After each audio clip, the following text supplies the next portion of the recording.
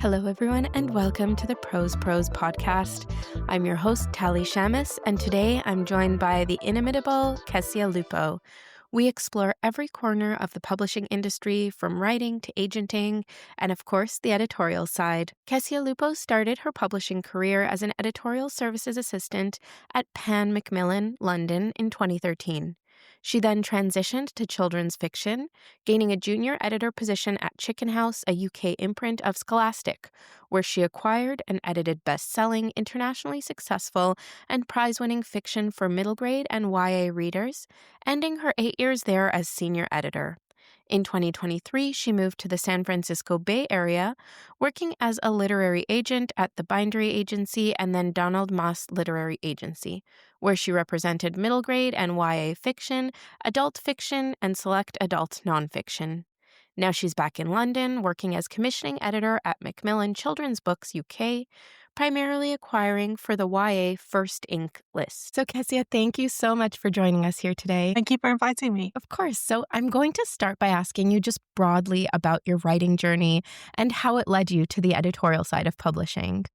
Of course, brilliant. Yes, I love talking about writing. So how did you get started in writing? I actually did a creative writing master's degree after I finished my bachelor's. I basically had no idea what to do with my life, and writing was the only thing I could think of. So that's the reason I did it. Not specifically to become a professional writer, but just because I wanted to learn those skills. And then sort of when I worked my way through the course, there was a lot of kind of working with other writers and workshopping. I really enjoyed that. And I also really enjoyed the process of, for this course, you had to complete a 40,000 word, I think it was, extract of a novel. So I really enjoyed the process of writing the novel, which was the first real novel I'd ever written. I'd written a lot of very truncated things, which are still on some kind of hard drive somewhere. But yeah, I really loved it. And that's kind of what led me into the industry side of things as well. So it was really my first introduction to this world of agents and publishers, and kind of how the whole industry works. Yeah, so it was an interesting kind of window into a world I'd never really heard of before. So you started off as a writer. How did you decide, or why did you decide to make that shift into agenting and then onto the editorial side? So while I was trying to get my first book published, I did some editorial internships in London. And a lot of it was just kind of me being curious about the industry and not necessarily thinking I would go into publishing. But I ended up doing just that. My first proper job was a publishing job at Pan Macmillan in London, where I was Editorial Services Assistant. So I started off in that kind of zone, like working on copy edits and proofreads, mainly at the very end of the editorial process. And then actually it kind of just spiraled from there. Like it ended up being one of those things where I was writing and working in publishing at the same time, but actually publishing was the thing that took off quicker.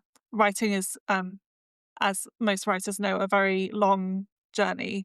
So by the time I got an agent, I was already on my second publishing job as at that time, a junior editor at Chicken House, which is a children's publisher. And so by the time I got my first deal, I was like 2 years into that job and I was an editor. And by the time that book was published, I was a senior editor at that same company. So it just, just goes to show that the whole thing just takes a very long time. And it was never explicitly my decision to go into editorial and then ultimately agenting, which was my next job, in quite that way. But that's the way it turned out. And I'm really happy with that because I love working with writers too. And do you think that your work as a writer informed your work in publishing? And do you think that you necessarily need that experience in order to succeed? Don't think you need it. I think it does help because you get very realistic about what the industry is, and what you can expect. So I have never been super successful in my writing. I've always had kind of an average size deals, average sales, you could say mid-list-ish, but I've absolutely loved the experience. I feel like, as long as you're not expecting to be, number one bestseller and to get all of the bells and whistles that come with that, then you can really enjoy a kind of professional publishing experience for what it is. And I think that's what being in publishing already enabled me to do. And, I'm just so grateful to having both of those experiences at the same time for that reason. And I think it works the other way around too. Being a writer helps in publishing because, well, first and foremost, it helps build that empathy and kind of understand what might be going on the other side. And on that note, you recently wrote a really fascinating Substack about submission from an editor's perspective. So you've had that experience from both the writer side and the editor side.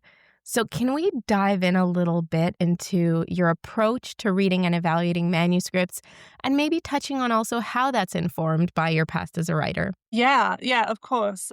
So I think having worked, for 12 years now in the industry, and 2.5 of those years most recently were as an agent. I was the one sending those submissions. And I feel like that experience also, as alongside being a writer, has really helped me understand everything that kind of goes into putting a submission together. Not only is it years of work potentially from the writer, and a lot of heart. And these manuscripts are a writer's baby, like they love them. But it's also a lot of work on the part of the agent, from developing the pitch, perhaps working editorially with the writer, to putting together a submissions list, which can in itself take ages, depending on how many contacts you already have in the industry. It can take a really long time, be quite intense. So I'm much more aware now than I was before I was an agent of all of the facets of that. And I think that, to some extent at least, makes me take submissions more seriously than I perhaps would have before.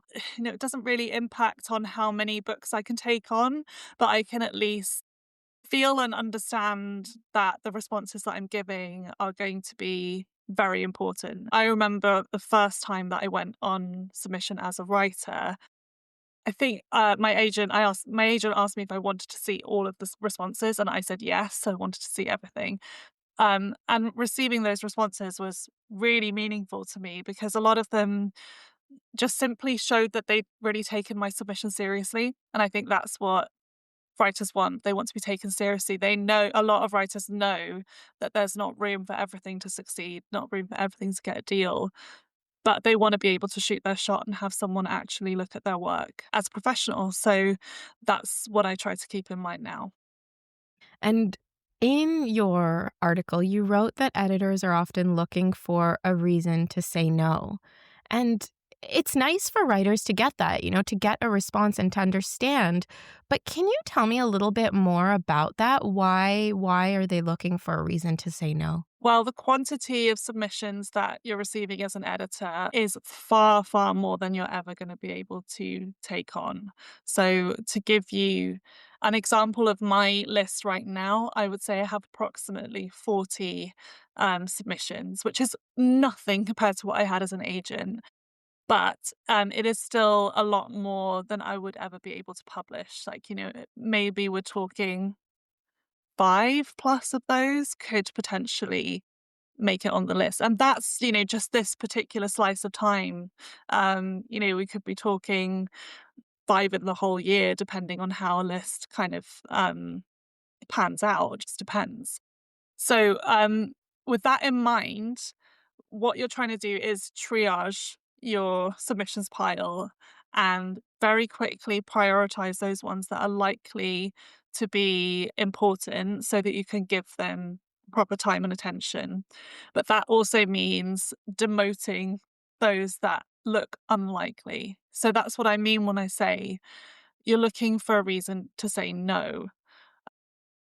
This is too close to something else on the list. This is not quite in line with where the market is right now. I don't think the concept is strong enough. All of those things are reasons to sort of step back from it and still look at it and take it seriously, but not prioritize it. Right.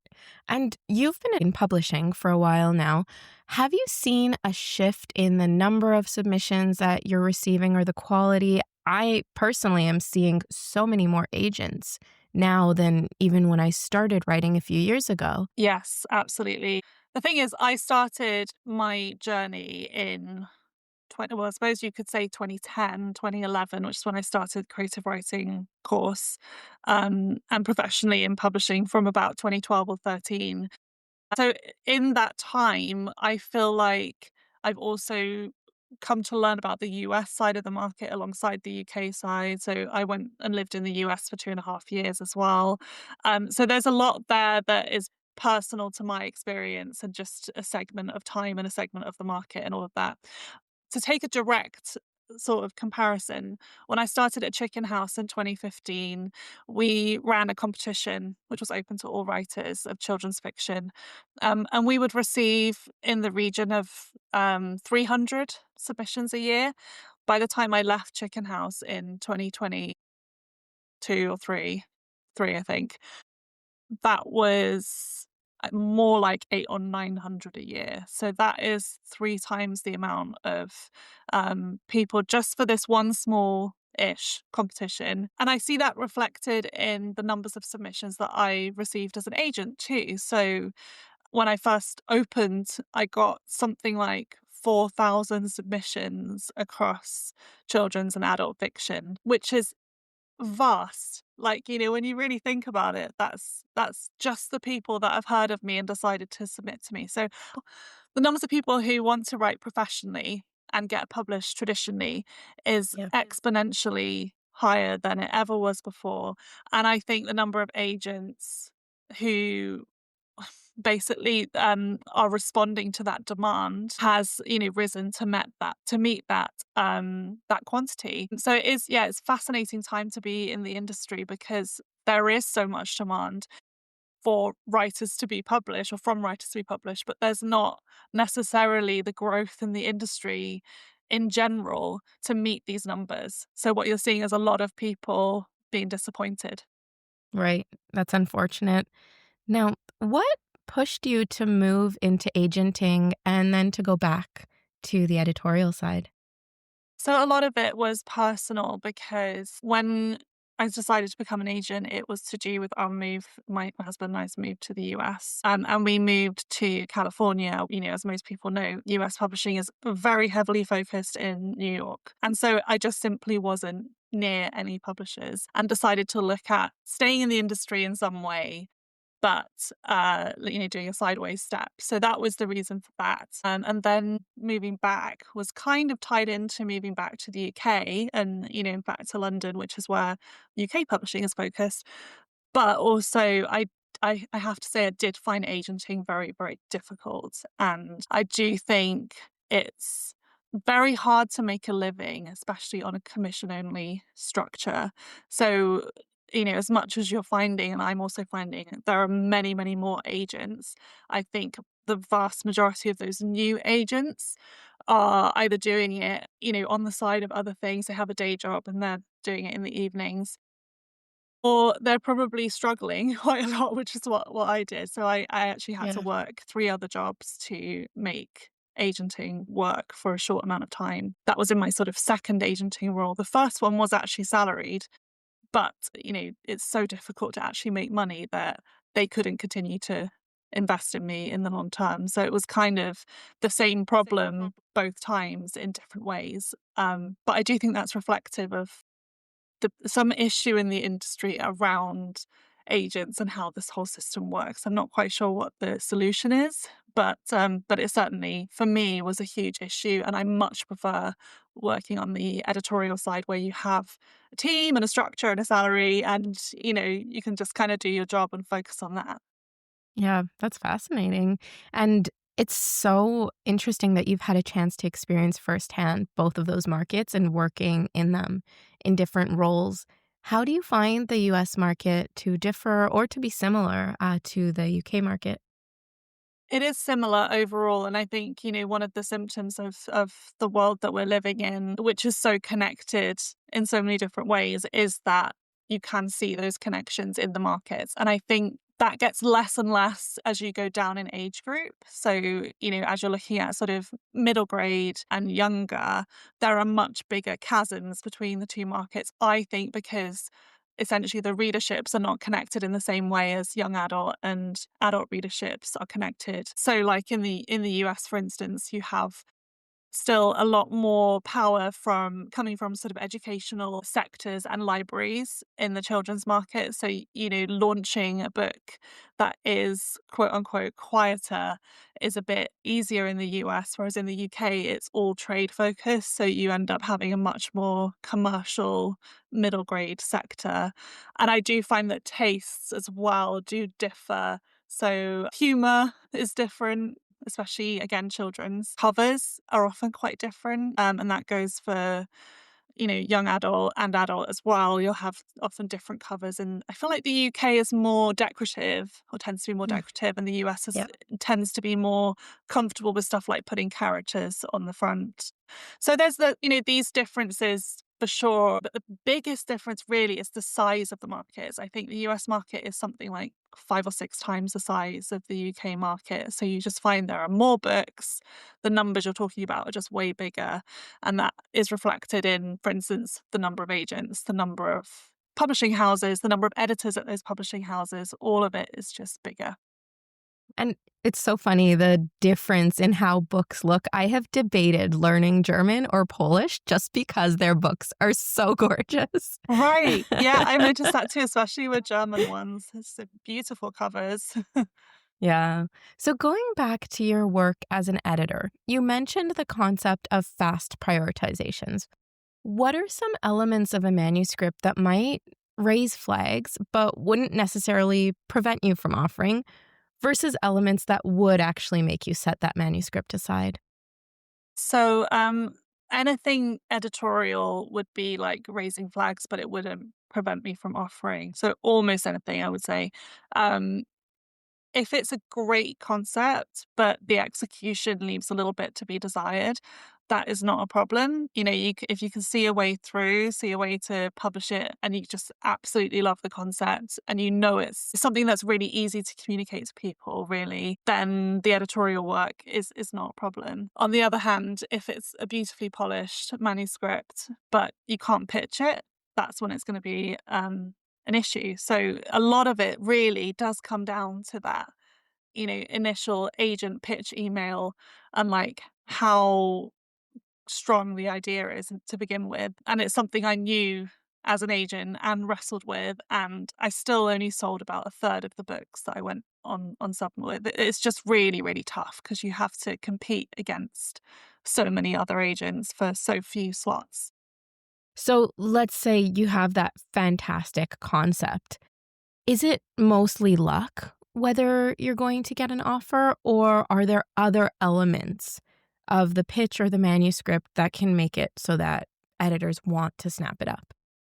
It's really difficult to say. There are a lot of moving parts. One thing I would say is the agent that it's coming from does seem to be important. So, an agent that the publisher knows well, worked with before on a lot of projects, is very well respected in the industry, is likely to pick up steam quicker than something from someone they don't know, which is, to be expected, but also frustrating because you want projects to be judged on their own strengths.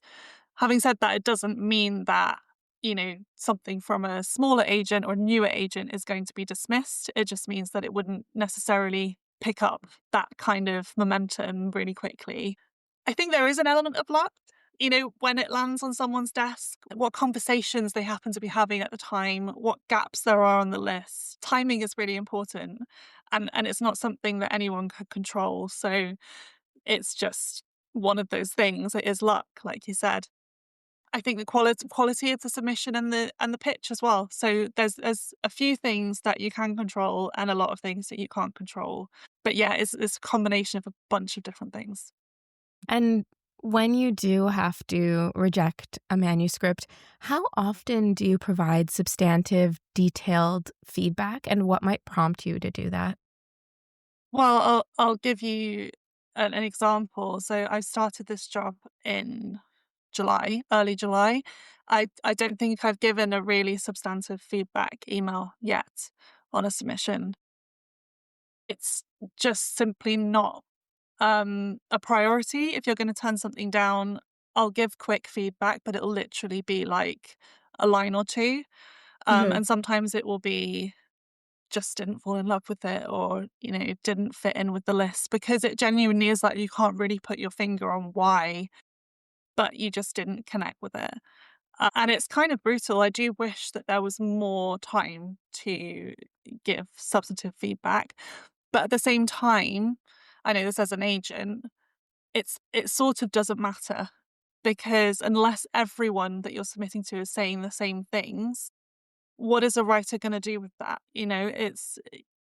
Yes, it may be somewhat more satisfying to know that there was, this particular plot strand that they didn't connect with, but also you've gone on submission with the book already. I don't know, like, it doesn't really matter if that one editor had that one thought. So I kind of think I always caution writers against taking that level of feedback too seriously, because, like I said, it often is just a matter of prioritization, and some things just, I don't know, just didn't sound like they would fit and other things did. It may be completely different for a different editor, a different publisher. And in fact, it's so subjective that, most of the time, again, unless everyone is saying the same thing, just ignore it. It doesn't matter. So I don't bother for that reason more than any other, because I just don't think it's valuable. I always am sure to say if I like something, though, and especially if I am interested in seeing something from that writer again, because I think that is something that's actually actionable. So to the agent. So if you say, like, look, this idea wasn't quite right, but I really love the voice, I really love the writing, like, please send me their next project. That's a real actionable thing that you can work with. Right. And now, on the other hand, if you do really love everything about it and you're preparing to make an offer, what does that process look like? You mentioned in your article that it can be quite lengthy. Yes, and this will be something that I explore in my next Substack if anyone wants to read in more detail. But to give you an overview, and this is something I've been learning as well, because just to give you a very quick sidestep, the company I used to work with, Chicken House, is very small, so our submissions process was quite quick, because there weren't that many people to get on board, and it was, there weren't so many processes to follow. So I was also curious coming into this job, which is at a big five publisher, how does that work? At a company like this, and it is very slow and very intense. So the first thing that you have to do is kind of work on the positioning. So the first thing I do is put together a document that has stuff like the comparison titles. And, this is why it's so helpful to have these from the agent and ultimately from the author, because they can be really helpful. And I'll look up all the sales of the comparison titles, and I'll try and pick the ones that are most favorable to the submission and suggest that it has the biggest market. And I'll usually take the agent's pitch, maybe tweak it or add some stuff. I'll maybe write a sort of summary, like a synopsis section. It's basically a document that you can use as, like, this is what the book is, for anyone who's asking and hasn't read it. This is all geared towards taking it to what is effectively an acquisition meeting. At Macmillan, these meetings are divided into two different meetings. So this is part of the reason it can take a while. But the first one is basically about talking about the idea and getting everyone on board with the book, and sharing the manuscript for anyone who wants to dip in.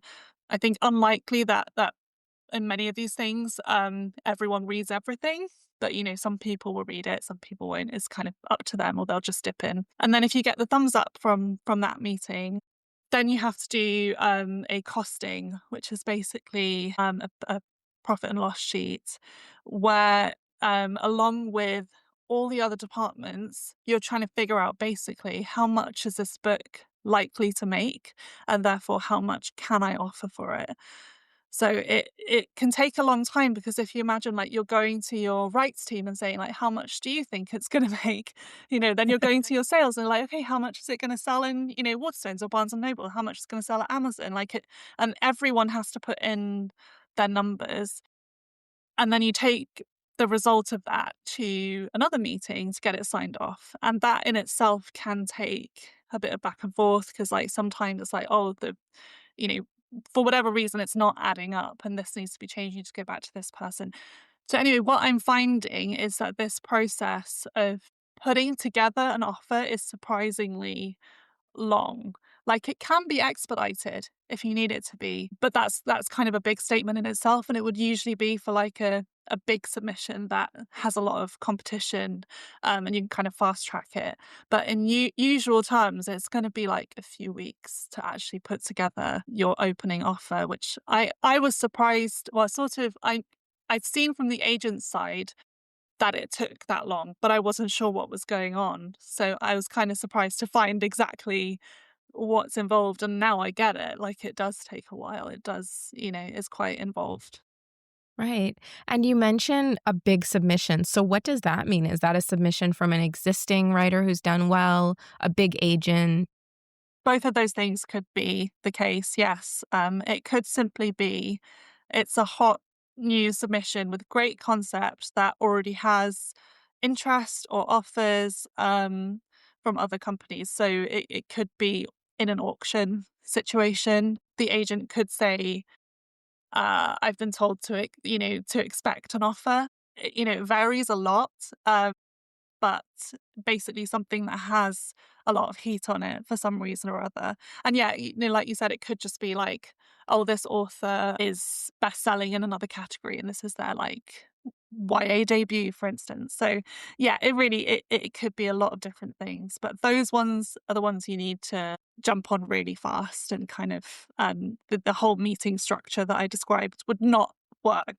Often the deadlines are like, I need to hear from you, in 3 days or whatever. So it's like, okay, the whole thing is off. I'm just gonna go straight to, the top and like try and sort this out. Yeah, it's just so wonderful that you've had this wealth of experience and all this knowledge. What is one piece of advice that you would give to a writer on submission, an agent, and an editor? Oh, nice. So a writer on submission, it's out of your hands. Just like try to relax and work on the next book, because there are so many variables, and the odds are stacked against you, frankly. Um, so just have, low expectations and be pleasantly surprised if something comes of it. Don't worry if you're on submission for months and months. Like, books do sell. My own first novel sold after 4 months, which at the time I thought was quite long. But since then, my record as an agent was actually 7 months. So these things happen. So basically, just don't worry, like, be chill, work on the next book. Agents, I mean, just have full sympathy. It is really tough. You are doing the active work at this stage. Um, I mean, from my experience, like, just pursue every possible avenue, and don't give up, because, like I said, the one that I sold after 7 months had actually been on sub in total for 9 months, and this was like a third round editor, and it ended up being like a really lovely deal. And it's like, you just don't know until you try. So if you're confident in the manuscript, go for it. There's absolutely no downsides, and keep the author's spirits up as much as possible. It's, yeah, that's kind of the job. And then, editors, I feel like I'm not in a position to advise editors right now because I'm still learning. But like, if you're really like just starting out in this kind of role, you've got to triage. You just don't have time to do as much as you want to do. Because Yeah. I have been there, especially at the beginning of agenting, where I was like, I'm going to read everything, I'm going to offer feedback to everything. And you will drive yourself insane if you try and do that.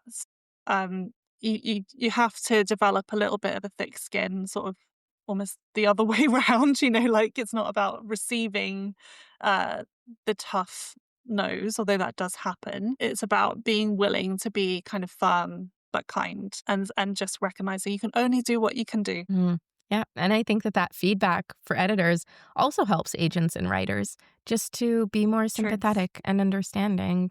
Yeah. Yeah. So I'm going to wrap this up by asking one last question. And that is, have you noticed any trends in publishing that are exciting you, or maybe any that are cause for concern? Yeah, I mean, both. So exciting trends, I would say. I mean, I'm working in the young adult space, and I really love that. the crossover area and the new adult area are becoming more of a thing. So we're recognizing that a coming of age story doesn't only happen for 16-year-olds. It doesn't happen for 18-year-olds only. It can happen when you're 23.